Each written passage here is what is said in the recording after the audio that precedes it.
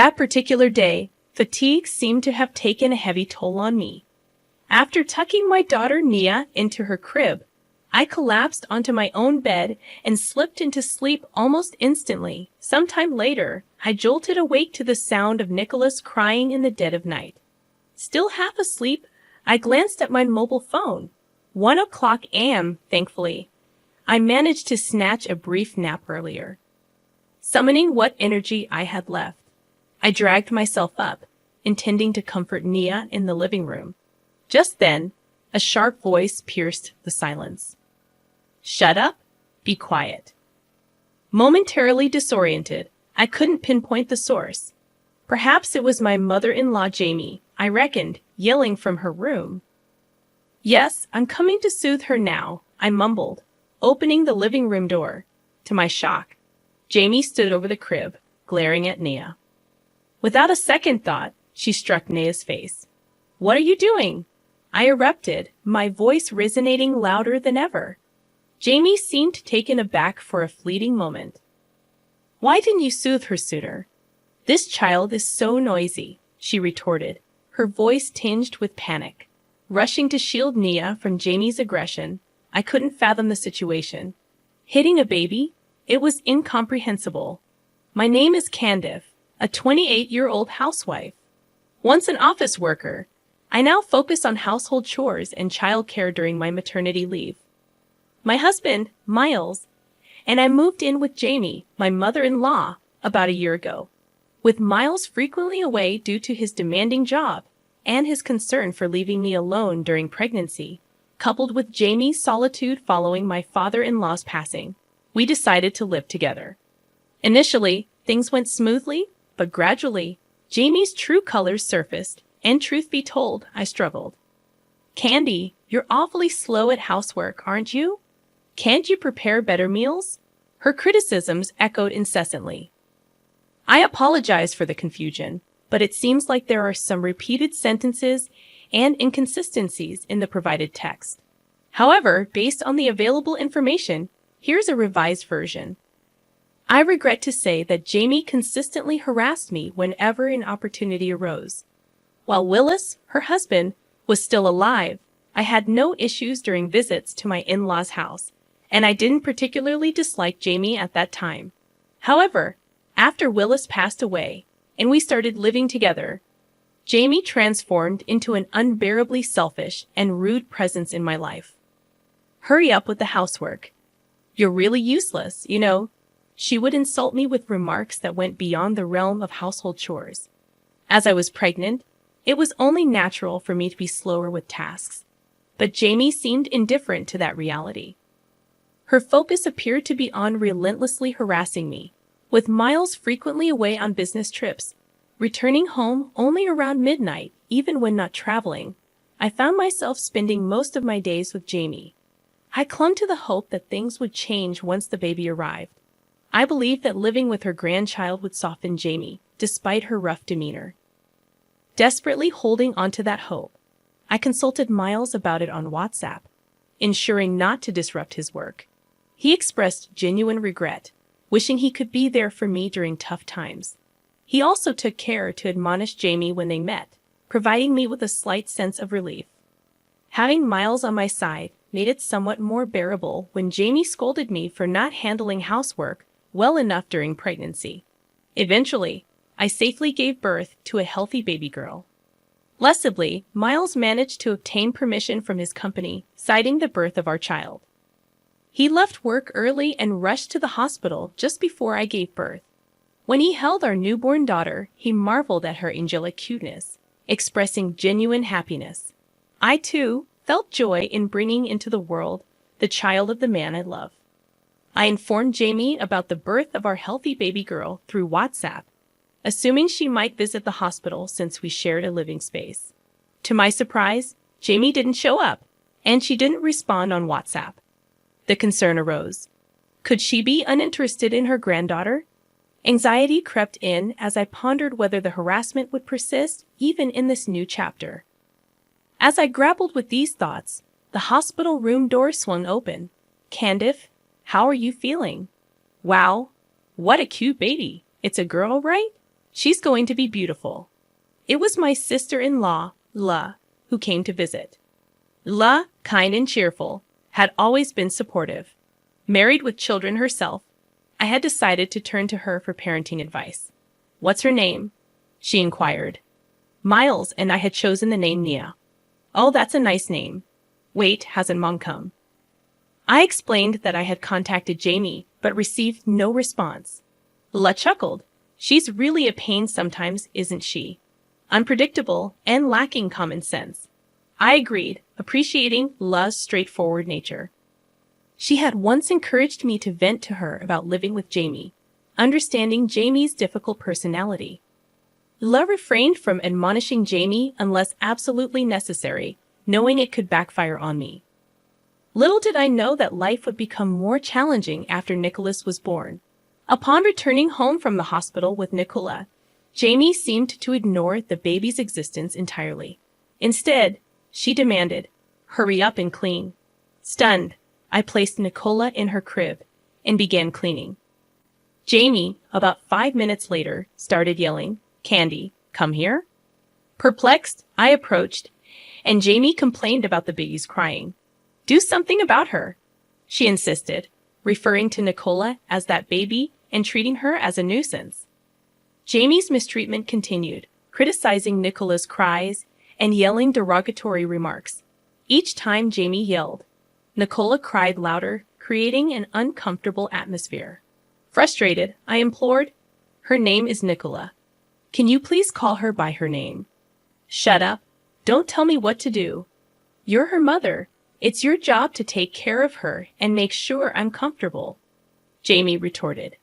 "Look, she's crying again." Nicola's cries had escalated due to Jamie's harsh words, creating a distressing environment for both the baby and me. After putting Nicola to bed, I had to halt my chores and attend to her soothing needs. Yet even this interruption incurred Jamie's displeasure. Upon returning to my chores after settling Nicola, Jamie exclaimed, "Ah, this is really in the way. Takes up so much space," as she kicked the crib. The crib shook, and Nicola woke up crying again. "What are you doing, Jamie? Shut up. It's your fault for insisting on putting such a big thing here," I retorted, exasperated. Yet it was Jamie who had suggested placing the bed in the living room to mitigate noise disturbances at night. "Are you complaining to me now? Stop arguing and soothe that noisy child," Jamie snapped, referring to Nicola in a derogatory manner. The situation felt untenable. Balancing household chores and childcare without incurring Jamie's wrath was proving increasingly challenging, and my exhaustion mounted. The constant criticism added to the strain.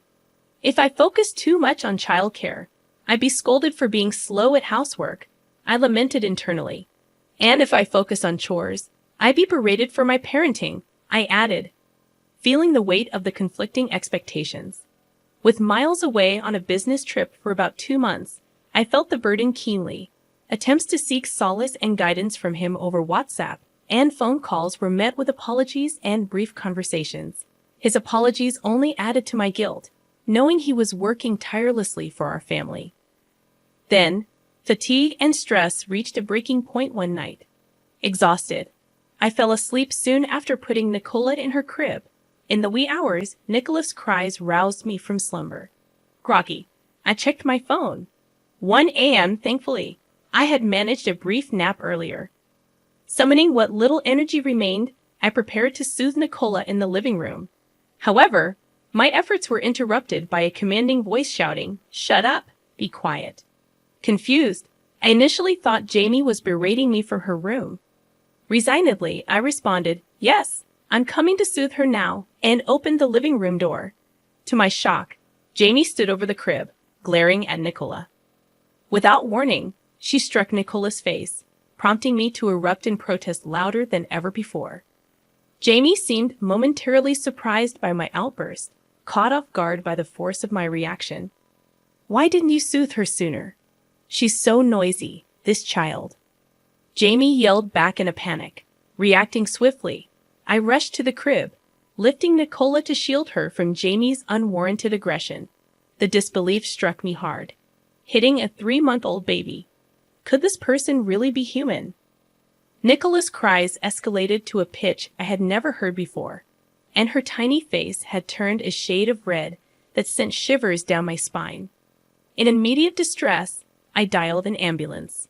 At the hospital, the doctor examined Nicola and assured me that, while her face was red, there was no concern about bruises or injuries. A wave of relief washed over me, but I felt on the verge of collapsing. The doctor inquired, "What happened? Did you drop her on the floor or something?" I explained the situation to the doctor when La, my sister-in-law, entered the room. In my panic, I had called Illa while in the ambulance. Miles was on a business trip and couldn't come immediately, so I reached out to Illa despite the late hour. Illa described Jamie hitting Nicola to the doctor, leaving him speechless, and she herself shook with anger. The next day, I returned home with Illa, bracing myself for the confrontation. I entered the house alone, and Jamie, acting as if nothing happened, continued harassing me as usual. "You're late. Hurry up and make breakfast. You missed taking out the trash because you came home in the morning. You really can't do housework," she berated. Exasperated, I interjected, "Enough. Did you forget what happened yesterday? You hit a 3-month-old baby, remember? How can you act so normally? First, apologize for yesterday." Jamie's face reddened with anger. "What? Why should I apologize? That child was the noisy one. I just slapped her because she wouldn't listen. It's a part of discipline. I thought she wouldn't be quiet otherwise." "That's not discipline. It's violence." "Enough with the noise. Just do your chores already," I asserted, my voice firm. "You don't regret it at all. Don't even think you did anything wrong." I called for Lila to enter the living room. "La, please come in." Jamie was taken aback. "Mom, what are you doing? I can't believe you did such a thing." "No, that's, Jamie stammered, flustered by Layla's sudden arrival. "Mom, you do realize that what you did is legally punishable, right?" Layla pointed out, her tone stern. Jamie's face turned pale.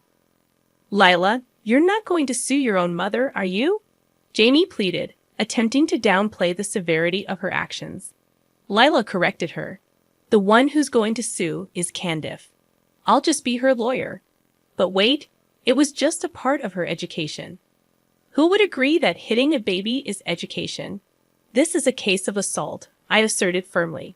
No matter how much Jamie tried to justify her actions, such behavior could never be excused.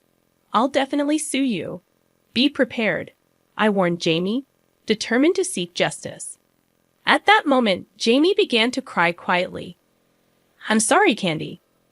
I always lose control when I get angry and end up regretting it later. I've always been depressed and regretful about how I treated you and Nia. I truly am sorry for what happened. Why did I raise my hand to her?" Jamie continued speaking through her tears, expressing remorse. "I'd always wanted a boy for the eldest grandson. It was also Willis's wish. Willis's wish. It might be an old-fashioned thought, but we always hoped for a boy to carry on the family line.